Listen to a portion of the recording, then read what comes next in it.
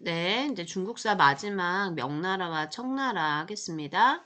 자, 다음 항해가 명에 끼친 영향을 서술하시오 했어요.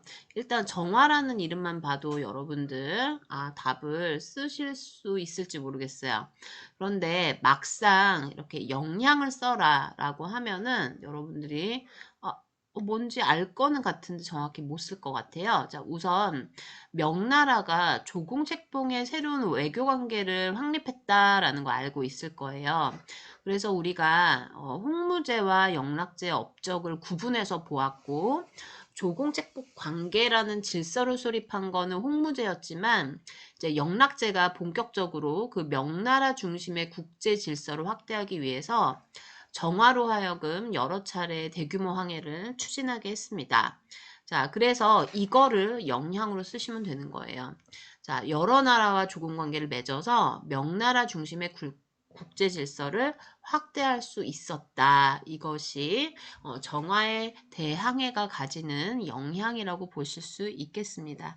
실제로 30여 개에 이르는 국가가 새롭게 조공하게 되었다라고 했죠. 네. 이렇게 쓰시면 되겠습니다. 자, 두 번째. 지도의 항해를 추진한 국왕이 업적으로 옳은 것은 했는데요. 명나라가 보이고 정화의 함대 이런 얘기 가장 멀리 갔던 4차 항해를 얘기하는 거거든요.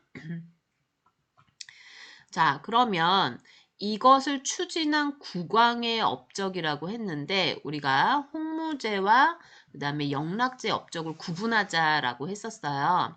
자, 그럼 봅시다. 사고전서를 편찬하였다. 이거 권륭제였죠. 기억나십니까? 뒤에서 나와요. 권륭제. 건이라고 쓸게요. 자, 수도를 베이징으로 옮겼다. 이게 영락제죠. 문치주의 아니고 어린도책. 토지대장 이름이 어린도책은 맞는데요. 이게 지금 이 시기에 된 게 아닙니다. 이갑제를 만드는 향촌사를 다시 이갑제를 한 거 홍무제 업적이죠. 네, 그래서 답은 옳은 것이니까 2번 하나밖에 없네요. 자, 토지대장 어린도책은요, 어린이 물고기 비늘 같은 거예요. 그러니까 토지대장을 이렇게 여기까지 누구 땅, 여기까지 누구 땅, 여기까지 누구 땅 이렇게 물고기 비늘처럼 이렇게 표시해 나갔다라는 뜻이거든요. 네, 이때 한 겁니다. 이때. 3번 다음 인물과 활동 영락제는 베이징으로 천도하고 베트남을 정복했다. 홍무제는 제상제를 폐지하고 토지대장, 호적대장을 제작했다. 네, 이렇게 연결하시면 될 것 같아요. 이번 문제가 이상하게 다 X자가 아니라 일자로 연결하는 답들이 많은 것 같네요. 자, 넘어가서 4번, 5번 같이 볼게요.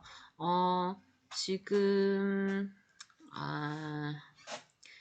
청나라를 우리가 아직 다 배우지 않았기 때문에 그렇긴 하지만은 여기 아주 중요한 인물이 나와요. 중요한 인물 누구냐면 이거 파란색이 나와야 되는데 안 나오지? 자,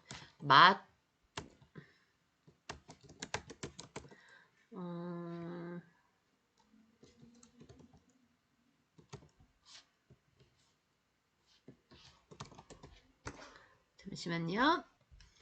갑자기 글씨가 안 써져서 잠깐 점검하고 왔습니다. 마테오 리치라는 선교사가 있습니다.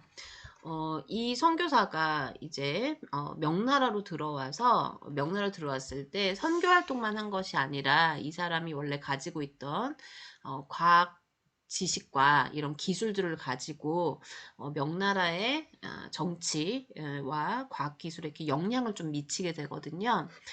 그가 우선 세계 지도를 제작을 해요. 그 세계 지도 이름이 뭐냐면은 고려 만국전도거든요. 중국에서 만든 세계 최초의 세계 전도인데요. 명나라 학자 서광계와 함께 또 유클리드의 기하 원본이라는 아주 고대 때 인물이죠. 유클리드의 기하 원본이라는 책이 있는데 그거를 번역하는 것도 도와줘요. 자, 그래서 우리 명나라 하면은 이 마테오 리치를 함께 좀 기억을 해주셔야 됩니다. 중요한 인물이 나왔어요. 그 다음에 5번에 오표를 해라 라고 했는데요. 명청대에 창장강, 하류가, 중상류가 중상류 지역이 쌀의 주산지가 되었다라고 우리 교과서 본문에 나오거든요. 자, 선생님이 지도로 그렸을 때 잠깐만요. 자, 뭔가 좀 매끄럽지가 못하네요. 지도는 지금 가져올 수가 없었고요. 자, 이대로 문장이 교과서에 있습니다. 그 다음에 실증적으로 연구하니까 고증학이 답이 되겠습니다. 자, 3번 대량의 은이 중국에 유입되면서 청정부는 인두세를 토지세에 포함시킨 이거 1조 편법과 지정은제라는 게 나오는데요. 여기서는 여러분 지정은제라고 보시면 될 것 같아요. 은자가 들어가잖아요. 그래서 지정은제, 지세와 정세를 은으로 납부하는 제도를 지정은제라고 하거든요. 지세는 토지세고요. 정세는 인두세예요. 머리수에 따라서 내는 게 인두세인데 머리 숫자대로 내는 세금을 토지세에 다 포함시켜서 이렇게 내었습니다. 그리고 그거를 은으로 내라라고 한 게 지정은제입니다. 그래서 지금 고증학이나 지정은제 같은 것들이 지금 청나라에서 중요한 문화적인 내용이 되겠습니다. 6번 몽골을 복속시키고 국호를 청으로 변경하였다라고 했는데요. 일단 국호를 청으로 변경한 사실은 이제 이 당시 조선에게도 좀 중요한 일이었고요. 이걸 한 사람은 여기다 좀 써볼게요. 위에다 써볼게요. 홍타이지라고 하죠. 청태종이라고도 합니다. 청나라 태종을 홍타이지라고 불러요. 우리가 본명으로 부르기 때문에 조금 옮길게요. 홍타이지가 한 일도 알아두셔야 돼요. 자, 청은 중요한 관직에 만주족과 한족을 함께 임명하는 만한병용책을 썼다라고 하거든요. 자, 여기 보시면은 그림에 만한병용제라고 나와요. 자, 만한병용책이라고도 하고 그 정책의 책이니까 만한병용제도라고도 해도 다 같은 표현입니다. 선생님은 만한병용책이라고 할게요. 만주족과 한족을 나란히 병자, 나란히 함께 쓴다 이런 의미예요. 자, 우리 청나라의 통치정책 별표였었죠. 무엇이 강압책이고 무엇이 회유책인지를 알아야 되는데 변발을 강요했다든지 중화사상 이 중화가 아니라고 청나라를 욕하거나 했을 때 굉장히 탄압을 했었어요. 그렇지만 이 당시 유교적 소양을 갖추었던 신사층들의 특권을 각 향촌에서 인정해주고 또 중요한 관직에 한족과 만주족을 같이 배치하는 이런 정책을 통해서 회유하기도 했다라고 했어요.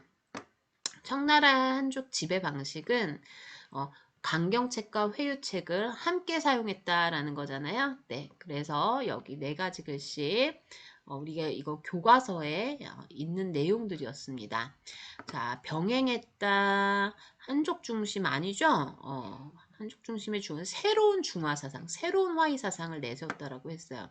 자, 봉건제 절대 아니고요. 생목인 원나라 때잖아. 절도사, 당나라. 그래서 답은 1번밖에 없겠습니다.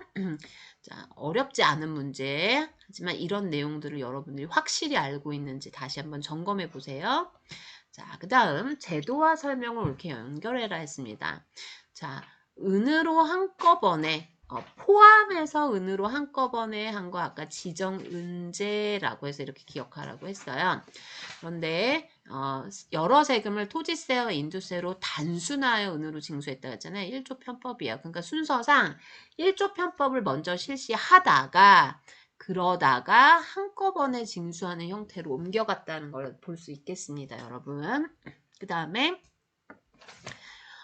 괄호 안의 내용 중 알맞은 말에 우표로 하시오 했잖아요. 서양의 천문학 역법 대포 제작 기술을 청나라에 전한 사람이 있습니다. 그 사람은 마테오 리치가 아니라 아담 샬이라는 선교사예요. 이 역시 선교사고 먼저 이런 특히 천문학 하면 좀 헷갈리는데 대포 제작 기술을 이제 가르쳐 줬다. 아담 샬로 기억을 하시면 좋을 것 같고요. 그 다음에 청나라가 이제 외교 정책을 명나라 똑같이 해금 정책처럼 쓴 것처럼 딱 한 군데만 개방을 해가지고 제한적으로 무역을 허용했었습니다. 그거를 이제 공행이라고 했어요. 공행. 그래서 여기까지 기억하시면 되고요.